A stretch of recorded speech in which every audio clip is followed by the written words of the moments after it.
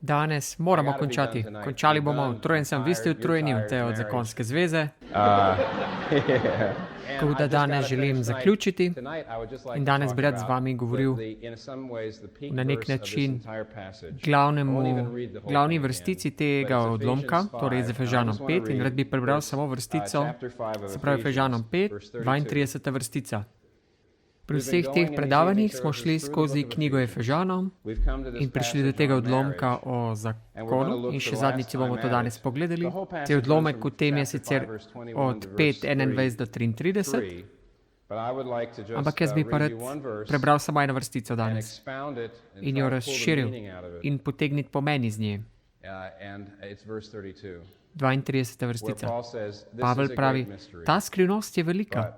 Jaz pa pravim, glede Kristusa in glede cerkve. Vse te reči, ki smo jih povedali o možu in ženi in o ljubezni in podrejanju in odnosih, vse to govori tudi seveda o cerkvi in Kristusu. Če bi moral poimenovati to pridigo, in potem bi jo verjetno poimenoval, morda jo bom nekoč poimenoval na mesto Zakonska zveza 9, jo poimenoval Jagnetova poročna večerja. Kar nam tukaj Pavel pravi, vse, kar sem povedal v teh vrsticah, lahko rečete o zakonski zvezi in o evangeliju, o vašem odnosu s Kristusom. Lahko to tako podate. Ta vrstica nas uči, da so neke reči, ki jih nikoli ne bomo razumeli o zakonski zvezi, če ne bomo razumeli, kako ste po veri imate odnos s Kristusom. In tudi obratno, so stvari, ki jih nikoli ne bi razumeli o odnosu s Kristusom, ne bi razumeli zakonske zveze. Ko se pogledate zakonsko zvezo, so stvari, ki jih nikoli ne bi vedeli o odnosu s Kristusom. In ko gledate Kristusa in odnos z njim, se naučite stvari o zakonski zvezi, ki jih sicer ne bi. Torej sta te dve strani in na nek način je to, kar nam Pavel pravi. Če ne poznate obeh stvari, zakonske zveze in odnosa s Kristusom, potem ne razumete ne ene, ne druge. In v nekem smislu eno te uči o drugem in ne moreš popolnoma razumeti ene, ne druge brez druge. Podal vam bom samo kakšen oris, da boste lahko neskončno razmišljali o tem. Rad bi sedaj vzel v obzir samo ta dva naslova. Kaj nas zakonska zveza uči z odnosom s Kristusom in kaj nas odnos s Kristusom uči o zakonski zvezi. Rad bi ta dva naslova vzel in rekel, da obstajajo dve reči, ki bi jih rad omenil pod vsakim naslovom. Prvič, kaj nam zakonska zveza pove v našem odnosu z Jezusom? Kaj se naučimo iz zakonske zveze? Kaj se naučimo s tem, ko smo poročeni? Kaj Božja beseda uči o zakonske zvezi in kaj to pomeni biti kristjan? In tukaj sta te dve reči, ki si jih bomo pogledali. Prvič je to, kar verujem, da zakonska zveza vas uči o spokorjenju in o milosti, kot nič drugega na tej zemlji. Uči vas, zakaj je vaš odnos s Kristusom mora biti baziran na spokorjenju in milosti. Ne na delu, dobrih delih in dosežku. Zato, ker vaša zakonska zveza nikoli ne bi morala biti bazirana na vaših dobrih delih in dosežkih. Torej, prvič, kaj nam zakonska zveza pove o odnosu s Kristusom, uči nas o milosti in drugič uči nas o odnosu med intimnostjo in prinašanjem sadov. To oboje se bom še vrnil. Prva reč, zakonska zveza nas uči o milosti in o spokorjenju. Veliko izmed nas se nam zdi, da vemo, kaj to pomeni, da se spokorimo in da verujemo. Dokler se ne poročiš, v bistvu vidiš, da ne veš veliko o tem. Zelo zanimivo. Včeraj, samo da sem slišal na kratko, ko je nek gospod Orange, ki je na zaslišanju povedal, da je spolno nadlegovanje neodpustljivo. A on to resno misli? Jaz vem, da. A on sploh ve, kaj govori? Ampak kar je zanimivo, da ve, kaj govori, zato ker v tej javnem sferi ljudje nasplošno ne verjamejo v odpuščanje. Verjamejo, da če nekomu odpustiš za reči, ki so jih storili, boš zaradi tega zmlet. Ne smeš odpustiti ljudem. To je nek konzervativen republikanec, uradnik, ki je pred kratkim umrl. Morda ste to videli v časopisu, ampak on je bil zelo umazan politik. tak, ki te zaštihal hrbet. Nekdo, ki je uporabljal umazanijo proti svojim nasprotnikom. Dobil je raka. Prednje umrl se je spreobrnil, kakor sem bral. Je postal novorojen kristjan. In kaj je storil? Je začel priznavati svoje grehe in prositi za odpuščanje. Ljudem. Je rekel, ja, bil sem umazan politik. Zelo umazan pes. In zanimivo je bilo, kako so se ljudje odzvali. Zanimivo je bilo, kaj so novinarji in kolumnisti pisali v časnikih. V bistvu so bili malce previdni, ker je človek še vedno umiral, ne? In všeč jim bilo dejstvo, da je priznal, da je umazan pes. Ampak v osnovi so napisali, kako zdaj to misliš, naj ti odpustimo. Kako nekomu odpustiš za take reči? Kaj to misliš, da naj se to obriše in da je vse v redu? A dej. Nihče ne verjame v te reči. Res? Ne odpušča se skupinam ljudi, ki delajo zlo proti drugim skupinam. Tega se ne dela. Pa je treba storiti, je pa to, da se spominjamo na to zavedno. In nikoli se to ne sme pozabiti. Morda tako kot v Sloveniji, belogardisti pa komunisti, ne? Pa če se nekdo odloči, da bi rad prosil za odpuščanje, super, da je to priznal, super, kakšna oseba je, ampak odpustiti, ne, to pa ne. Že samo ta ideja, da nekdo, ki je storil te stvari, ki jih je storil pač, sedaj se spreobrne in dobi odpuščanje od Boga in potem pričakuje, da od nas, da mu odpustimo. A dej. Vidite, to je ta odnos, ta miselnost. Ideja pa je, da recimo nekomu odpustite, pomeni, da sebe date na točko šibkosti in boste popolnoma zlobljeni. In ko se poročite, ugotovite, da je ravno obratno. Torej, če ne odpustiš, če ne daš preteklost za sebe, če ne začneš znova, potem boš uničen. Ravno obratno. Zunaj v svetu pa ljudje pravijo, ja, ali dosežeš ali pa ne dosežeš. Če ti spodleti, če zabluziš, potem ne sprašuj nas, da te naj ti odpustimo. Ne prosi nas, da ti zbrišemo preteklost, da pozabimo. Če grešiš, to bo zavedno na tvojem računu. To bomo vedno tako smatrali to. A, dej, kakšno odpuščanje preteklosti. Zlomljen boš, če boš komu odpustil. V zakonu boš pa zlomljen, če ne boš odpustil. In kar prvič vidite v zakonski zvezi je to, da ne morete biti rešeni z vašimi deli. Ne morete biti rešeni z vašimi deli. Rešen moraš biti po čisti milosti, z neprestanim odpuščanjem in s pokorjenjem. V bistvu, v dobri zakonski zvezi imate to dramo od rešitve neprestano, odigrano v odnosih. V bistvu ta drama, včasih gre čez ta cikl, jaz to imenujem nekako to evangelijski cikl. Torej, zgodi se nekaj, večkrat na dan se lahko zgodi. Na zelo majhen način morda. Včasih morda na mesec, na velik način, morda v življenju na gromozanski način. In drama v bistvu je to, recimo tako, imate mir, imate harmonijo, dokler se nekdo ne odloči, da bo živel na svojo slavo. Nekdo se odloči, da bo dal svojo lastno slavo, srečo pred drugega. In zato, ker ta oseba greši, se odloči, gre svojo pot, se odloči živeti za svojo lastno slavo, potem pride do te odtujitve. Torej pride do miru in harmonije, potem pa pride do greha, do odtujevanja in sovražnosti. In potem se nekdo potegne roko, pripravi roko za spravo in pride do sprave. In spet pride do harmonije. In to je ta cikl. In v vsakem dobrem zakonu se to neprestano dogaja. Seveda to je na večjih stopnjah resnosti možno, ne? Naj vam dam en primer, kaj mislim. Ta odrešilni del je kritičen. V Bibliji piše, da do odrešitve pride zato, ker se zgodita dve stvari. Na Božji strani pride do te ljubezni, ki jo je izbral. To pomeni Bog, ki ima vso pravico, da je jezen na nas, ker je on bil užaljen, ker je on tisti, čigar slava je bila poteptana. On je bil poteptan.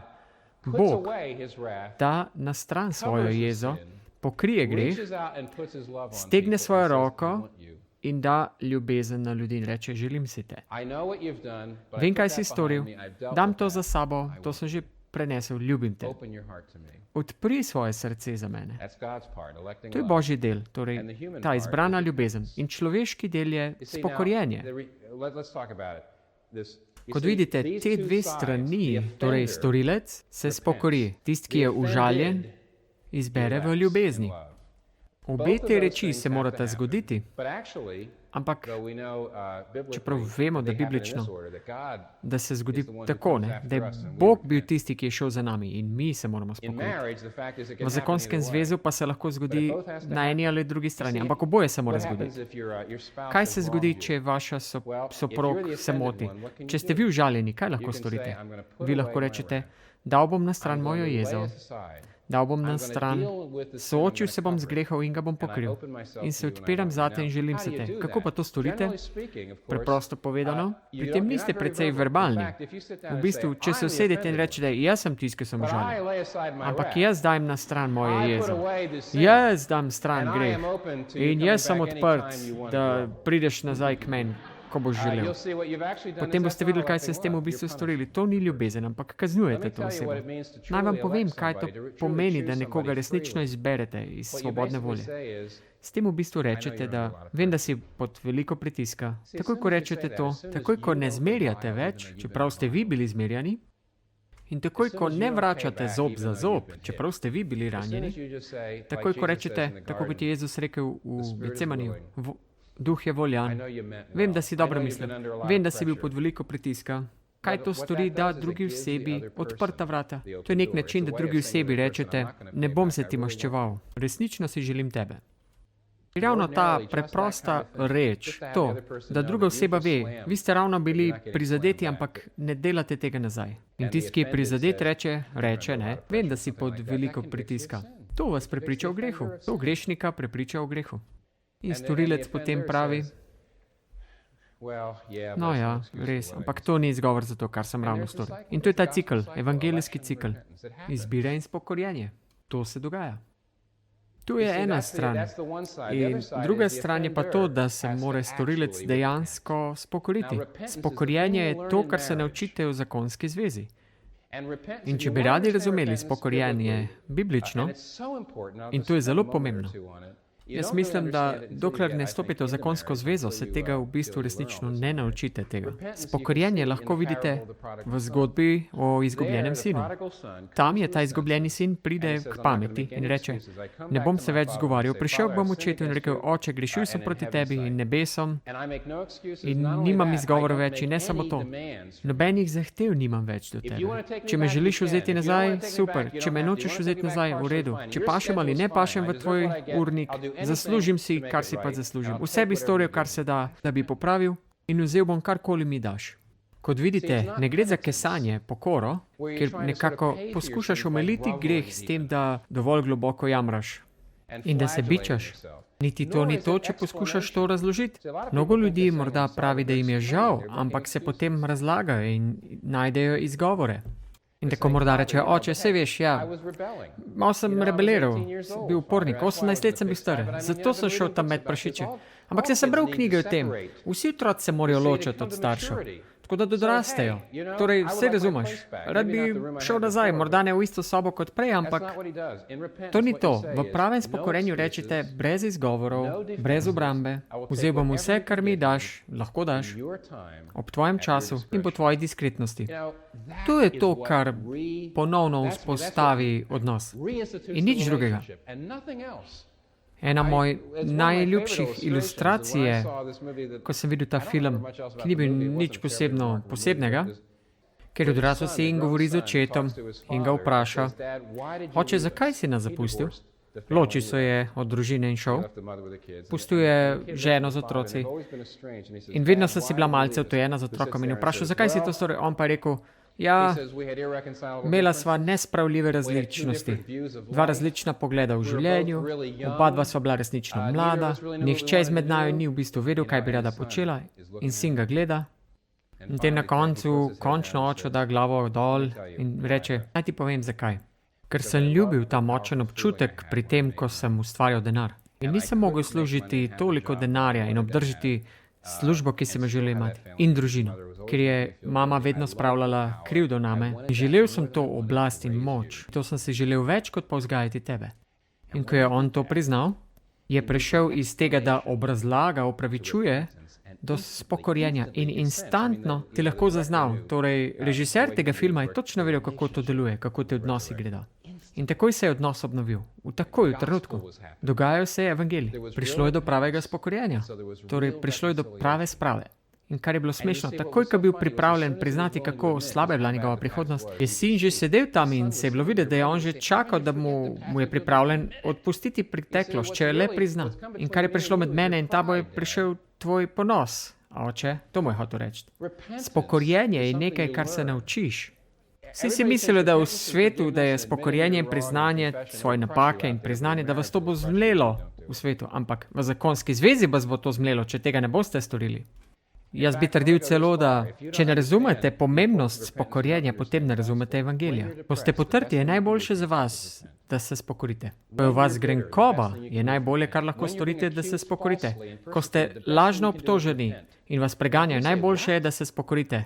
In zdaj me vprašate, kaj? Ja, priznam, ampak da če hočeš nekomu pomagati, ki je v depresiji, ima grenkobo, pa je bil lažno obtožen, jih ne bi smeli pozvati k spokorjenju, zato ker bodo rekli, že dovolj se počutim slabo, zakaj mi še to nalagaš? Če pa imate kakršnokoli zrelost in kakršnokoli razumevanje evangelija, potem boste vedeli, da najboljše, kar lahko storite, ko ste depresivni, grenki ali preganjeni, da se spokorite. Najdite nekaj, za kar se lahko spokorite. Zakaj? Ko ste depresivni in si daste nazaj oblast, dobiste nadzor nazaj. Ko ste depresivni in si mislite, zakaj se to spet meni dogaja? Najdite nekaj, česar se lahko spokorite. Karkoli se že pač zgodi. Ne rečete, mogoče sem zgubil službo, ali pa zakaj imam to bolezen, zato ker sem slaba oseba. Ne mislim to. Kar sem mislil je to, da lahko rečete, čakaj. Zakaj ne bi jaz zaupal Bogu, da tukaj on deluje? Kaj je narobe z mano? Čakaj, zakaj sem nehal moliti? Zato, ker se mi zdi, da ni odgovora na moje molitve. Tako se raje pričnite spokoriti in tako boste ugotovili, da pridete nazaj v kontrolo, da tisto, kar vas dela depresivne, niso okoliščine, ampak vaše odzivne okoliščine. Odzivne okoliščine imate pa vi v rokah. Se pričnete kesati, spokoriti, se zbudite. Kaj se tukaj dogaja? Prenehate biti žrtev. Ne znebi se okoliščin, ampak da vam nazaj nadzor. Za primer, kaj pa če ste zagrenjeni? Najboljše, kar lahko naredite za sebe, je, da se spokorite. Česarkoli. Ker karkoli vas dela grenke, dejstvo, da menite, da niste grešniki. Kar vas dela v tako bedo, je to, da ne znate odpustiti, ker ste tako jezni, zato ker ste pozabili, da ste tudi vi grešniki. V Bibliji jasno piše, da veste, da vam je kot grešniku, da so grehi odpuščeni, da lahko tudi sami odpustite. Zakaj menite, da je toliko moških pripravljenih odpustiti spolno nadlegovanje, ženske pa ne? Zato, ker veliko število moških ve, da so to tudi počeli. Zato tudi pravijo, tako osebe treba odpustiti. In zakaj ženske tega ne pravijo, je to zato, ker pravijo, jaz tega nisem storila nikoli v življenju, meni se zdi to grozno, taka zloraba. Sedaj pa stran od tega, če lahko, od spolnega nadlegovanja k principu. Princip pa je, način, da veste, da ste grešnik, kateremu je odproščeno, je to, da lahko odpustite. In če ne morete odpustiti, potem ste pozabili, da vam je odpuščeno.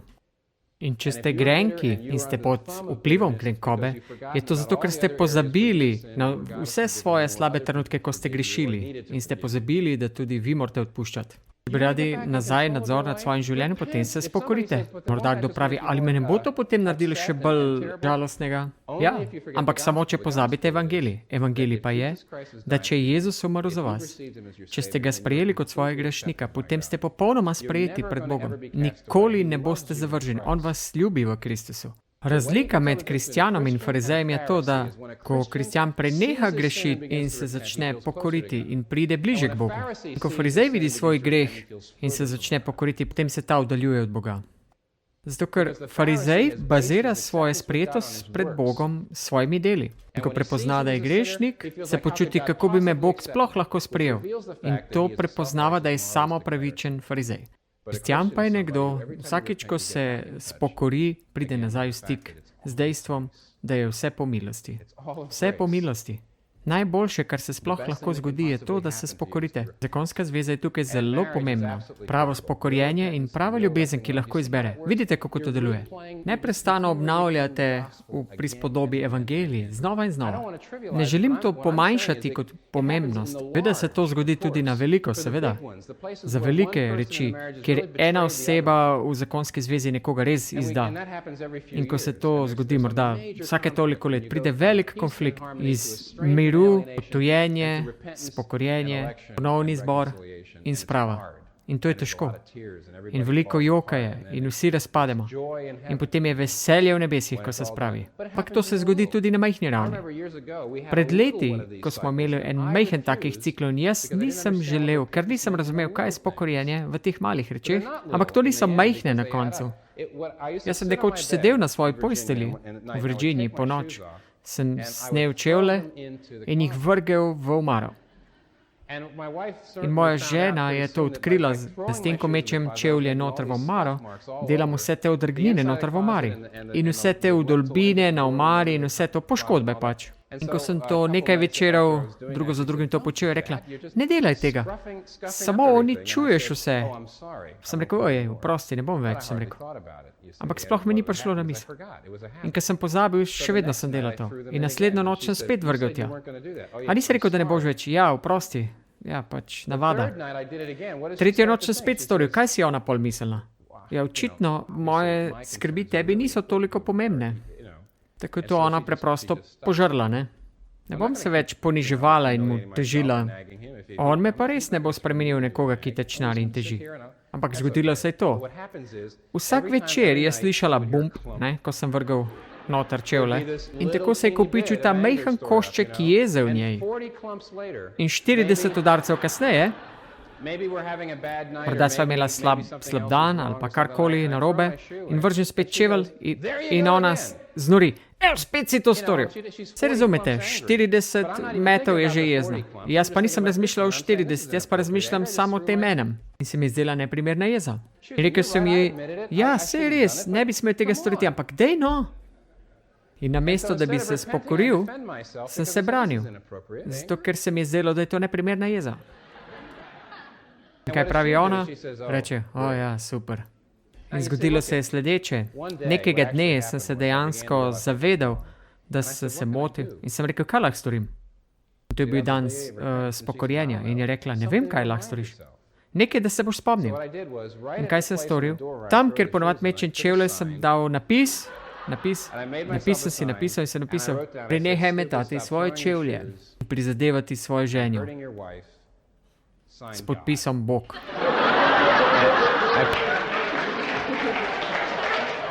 Ali zdaj to pomeni, da sem včasih pozabil in sem vrgel svoje čevlje? Seveda sem včasih pozabil. Ampak v očeh mojih žene je tisti napis prikazoval spokorjenje, ker sem rekel, kaj je potrebno? Kaj moram storiti? Razumete? Jaz bom naredil korake. Zakonska zveza vas bo učila o milosti. Druga reč, na kratko bom to povedal. Zakonska zveza nas uči tudi o krščanstvu. Nas uči o odnosu s Kristusom, da je vse po milosti. In to je popoln primer tega. Druga reč, zakonska zveza, ideja, da je moj odnos z mojo ženo prispodoba Kristusovega odnosa s cerkvijo. Hkrati mi pove tudi o odnosu intimnosti s prijateljstvom. Dejstvo je, ko postanete kristjan, da je prva stvar, kar se zgodi, da se vaš odnos z Bogom spremeni. Vi postanete Božji otrok. Biblija tudi pravi tukaj, da ko postanete kristjan, potem je odnos s Kristusom spremenjen. Tako postanete Kristusova žena, možje in žene. Vsi smo njegova zaročenka. Obstajajo tudi vrstice v Božji besedi, ki govorijo na zelo poseben način o teh rečeh. Za primer, v Rimljanih 7:1 piše, ali pa ne veste, bratje, govorim namreč ljudem, ki poznajo postavo, da ima postava oblast nad človekom samo dokler je živ. Poročena žena je namreč po postavi vezana na moža, dokler ta živi. Če pa mož umre, je oproščena postave glede moža. Tako torej, moji bratje, umrete postavi, da bi lahko spadali nekomu drugemu, k njemu, ki je vstal od mrtvih, zato da bi lahko bili sad za Boga. To v bistvu piše, da Vsa živa bitja v nekem smislu, pozorno poslušajte, so kot žena. Če si poročen s tem določenim možem in se daš v njegove roke, recimo, da ste vi gospa C in se poročite z gospodom A, potem se date v njegove roke in prinesete sad v ta svet skozi vaše telo. Torej otroke.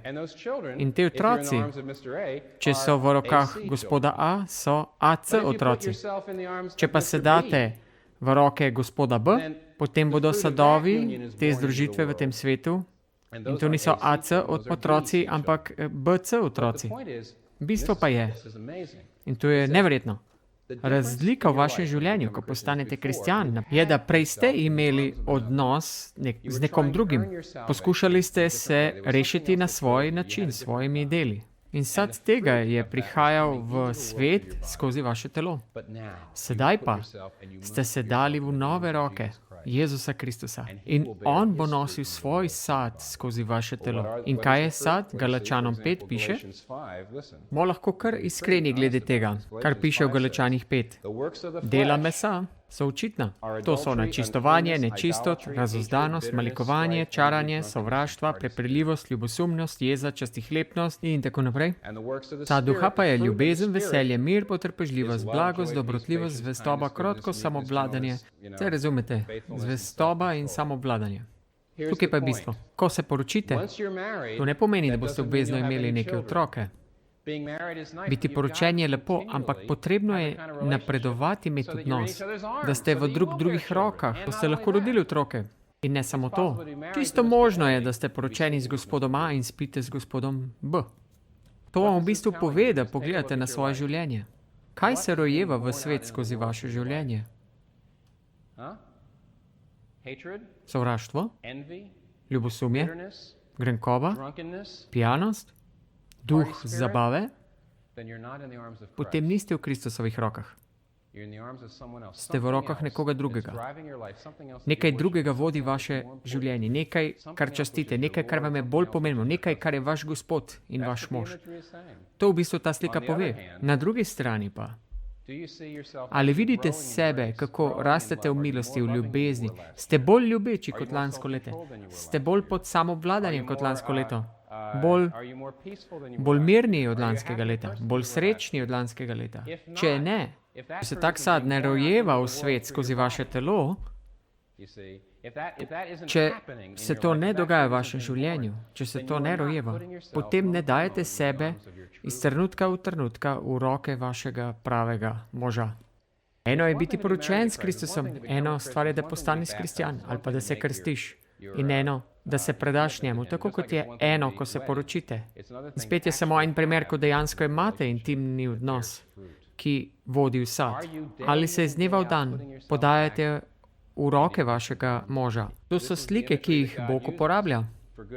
Z dobrimi razlogi, in to bom kmalu povedal. Bistvo pa je, da ne boste imeli zelo dobrega zakonske zveze, če vse, kar počnete, da govorite drug drugemu o nečem drugem. Mora priti do trenutka, ko se ustavita in se koncentrirata drug na drugega. In to je seks.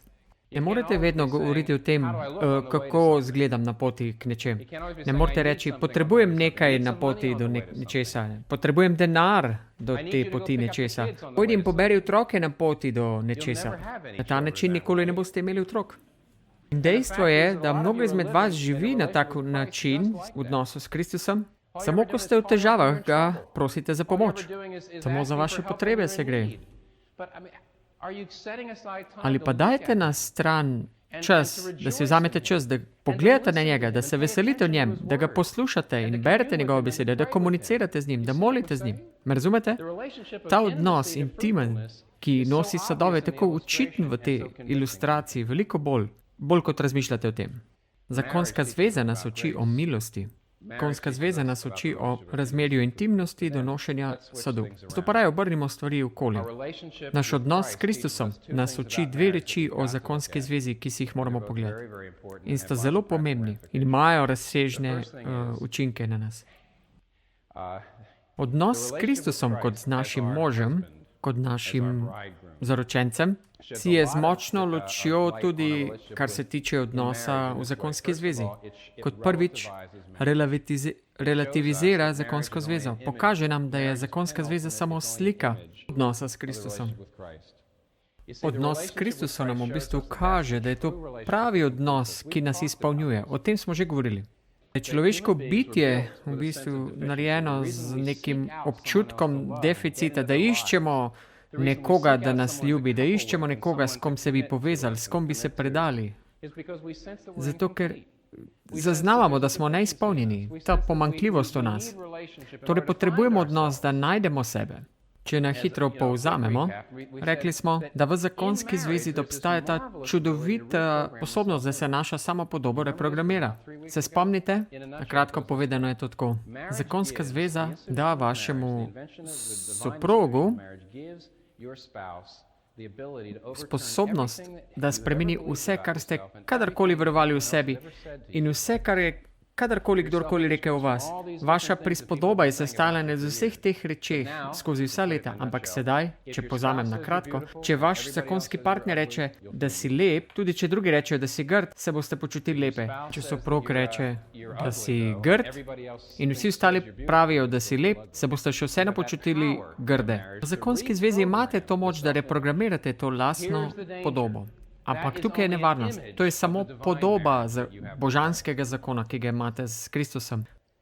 Na koncu mora vaša samopodoba in vaše razumevanje same podobe, vaša izpolnjenost mora priti od njegove ljubezni za vaše življenje.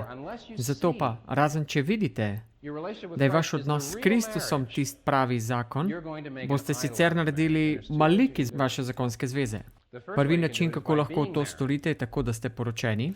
In največji problem v zakonski zvezi je v bistvu malikovanje. To, da naredite drugo osebo za vašo odrešitev. Namesto, da je Kristus v resnici vaša moč, tako je pa druga oseba tisti, ki je vaša moč. Namesto, da bi rekli, vem, da sem dobro, zato ker je Jezus rekel, da mi je dobro, tako pa je na naših partnerjih ogromen pritisk, da bi nas popolno ljubili.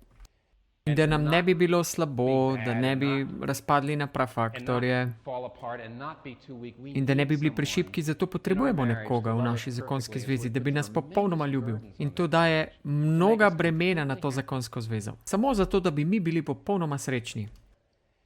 Torej, razen če razumete, da je pravi zakonski partner Kristus in da je prava zakonska zveza s Kristusom.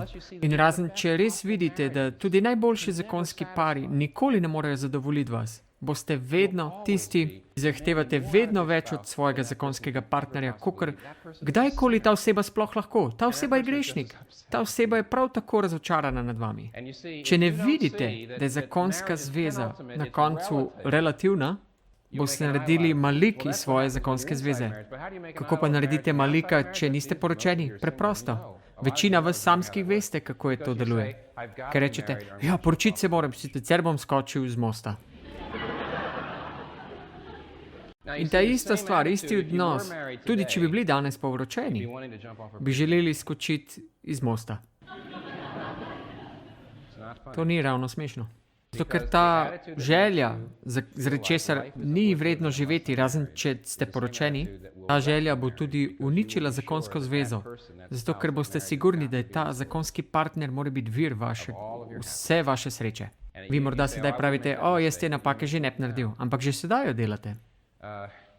Če povzamete prvo Mojzesovo prvo in drugo poglavje, lahko hitro razumete, jaz sem to že nastoril, da če ne bi bilo greha na svetu, da bi zakonska zveza bila idealna in da bi vsi bili poročeni. Ampak Biblija nam tudi pove, da se je nekaj zgodilo po drugem poglavju. Greh je nastopil, padec.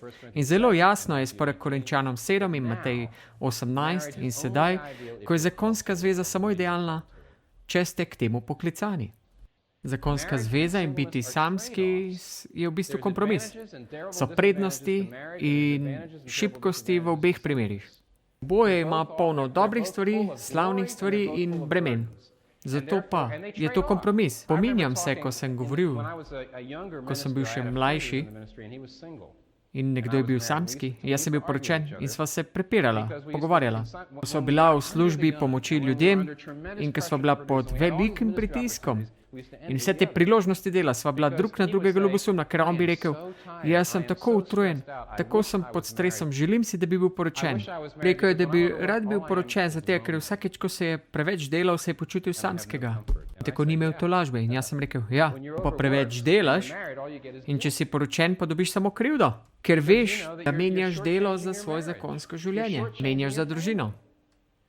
Res je, da je v družini lahko tolažba, ampak hkrati tudi krivda. Torej, tako sva spoznala, da so nekako izključujoči kompromisi v obeh. Ali je bolje? In če pogledamo Efežane 5, ali Pavel pravi, da je boljše biti poročen ali samski? Berete 1. Korinčanom 7, ali potem Pavel pravi, da je boljši samski ali poročen? In dejstvo je, če se stavite vse skupaj, da Pavel pravi, da je odvisno od vašega klica. Kristjan pa je nekdo, ki pravi, če sem samski danes in ne želim biti samski in ne želim ostati samski, v redu, bom molil Bogu za zakonskega partnerja. Medtem pa bom danes Bogu predal mojo samskost. Prosil ga bom, da mi pomaga z bremeni in prosil bom, da lahko izkoristim te priložnosti. Izjava nekoga. Taka oseba, ki si želi tako dragoceno nagrado, bo New York podelil dar samote ali zasebnosti. Ta dar lahko uniči individuuma ali pa ga izpolni, odvisno od sreče. No, vse je prav povedal razen tega o sreči. Kar je pa skušal povedati je to, da to je bil kristjan. Če ste samski, lahko storite reči, ki jih sicer ste bolj fleksibilni, sposobnosti, da se spremenite, stvari, ki jih lahko storite, ljudem, ki lahko služite, kot poročena oseba ne morete. Res je pa tudi, da lahko izkoristite ta dar samskosti in se s tem zadušite, ker kot samski počnete stvari, uživate v stvarih, ki jih sicer ne bi mogli v zakonski zvezi. Torej gre za odgovornost, avtoriteto, ko ste poročeni. Veliko težje na nek način izgubiti samonadzor. Je mogoče, ampak težje. Neka odgovornost je. Kot vidite, torej to vas lahko uniči ali pa izpolni. Odvisno je v veliki meri od tega, od predanosti, nesreče. In mimogrede še, nekateri izmed vas morda pravijo, to je zelo zanimivo. Zakonska zveza je v bistvu prispodoba poroke z Bogom. Rad bi, da vidite, da se to da aplicirati tudi na tiste, ki ste že ločeni. Mnogi izmed tistih, ki so ločeni, so rekli, tukaj slišim pridige o zakonski zvezi in to samo stori, da se počutim slabo. Kaj pa ima to zame? To ima za vas. Biblija uči prvič, da je zakonska zveza amputacija. To ni tako, kot da bi se slekel majico, ampak kot da bi odrezali roko. Vse te reči, ki smo jih brali, da postaneta dva eno meso, torej glava, telo in vse te reči, vse to dokazuje. Zakaj ste se počutili ohromljene, kot ste se, pohabljene? Če ste prišli do te točke, kjer bo naša družba, naša zakonodaja jemala ločitev kot nekaj lahkega, bomo vedeli, da so to laži, zaradi tega, ker vsak, ki doživi ločitev, ve, da je to kot amputacija. Ko se poročiš, boš na veliko boljšem kot prej, ko si bil samski, ali pa veliko slabše. Nikoli pa ne boš na istem.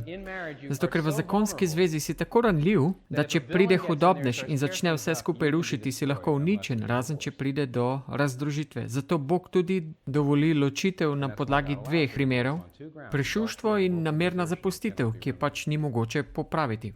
Temu morda nekdo pravi, kaj pa če sem jaz bil tisti zlobec? Kaj pa če gledam jaz nazaj, sem jaz tisti, ki je to storil? Ne pozabite, da je Jezus Kristus poročen z vami. Prava zakonska zveza še vedno obstaja, če ste njegovi. Vi ste njegova nevesta in on vas vidi skozi vse to obleko. Vidi vas čisto očiščeno, on vas ljubi. David in Betseba, se jo spomnite? David je imel afero z Betsebo in celo ubil je Urijata, njenega moža, da bi se lahko z njo poročil. To je grozna stvar. In kaj stori Bog? Ali Bog reče, ok, odpustim, ampak tvoje življenje bo sedaj na plan B?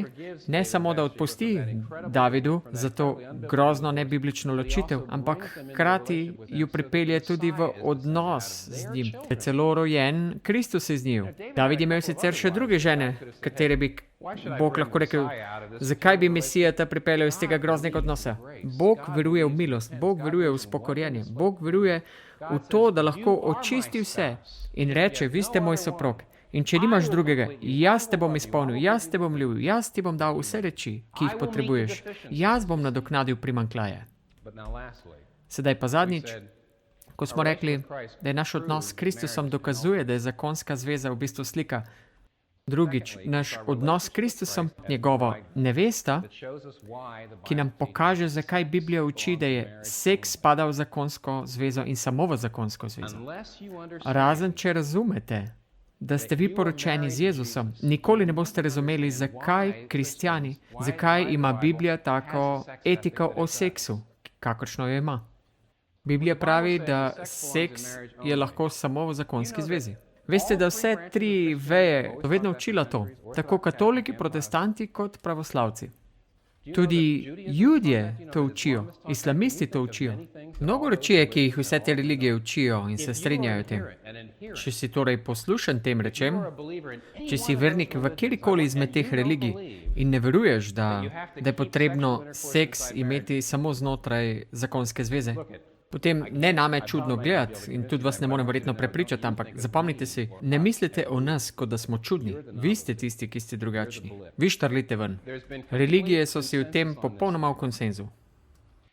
Če ne razumete Jagnetove poročne večerje, potem nikoli ne boste razumeli, zakaj bi seks mora biti samo znotraj zakonske zveze, ker tako Biblija uči. Morda boste rekli, da je to rigidna stvar. A si predstavljate, da bi šli do Jezusa in bi rekli, Gospod, jaz želim, da me izpolniš, jaz želim, da si intimen z mano, želim, da si v meni.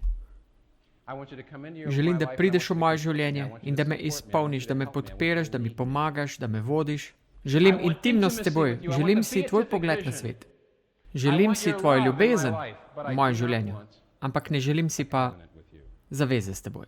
Ne želim ostati javno in biti krščen. Ne želim biti javno prepoznan kot tvoj. Ne želim, da si ti prvi v mojem življenju. Ne želim vseh ostalih zanemariti in slediti samo tebi. Želim si, da bi včasih lahko sam sprejemal odločitve. Ne želim biti tako ranjen in predan k tebi. Želim si tvojo ljubezen in intimnost, ampak ne želim zaveze. Kako bi Jezus se odzval na to? Rekel bi, a dej no! Vsi tukaj se zavedamo, kako nesmiselno je v bistvu tak odnos, ampak ko se odločite, da rečete, da si želite seksualni odnos z nekom, ne želite pa zaveze z njim, počnete isto. Želite si intimnost brez zaobljube. Pa morda nekdo reče, jaz ne spim kar z vsemi, jaz spim samo z ljudmi, katerim sem predan. Ne, to ni res. Poslušajte, fizična golota in ranljivost mora biti povezana z duhovno in telesno osebno ranljivostjo. Že ves čas pravimo, da tako kakor mož paše v žensko fizično, je to prispodoba načina, kako izpolnjujeta tudi drugega osebno. Če mi rečimo takšno reč, želim biti predan tej osebi, ampak ne dovolj, da bi se poročil. Kaj s tem v bistvu pravite? Rečete, da še vedno želite se odločati zase.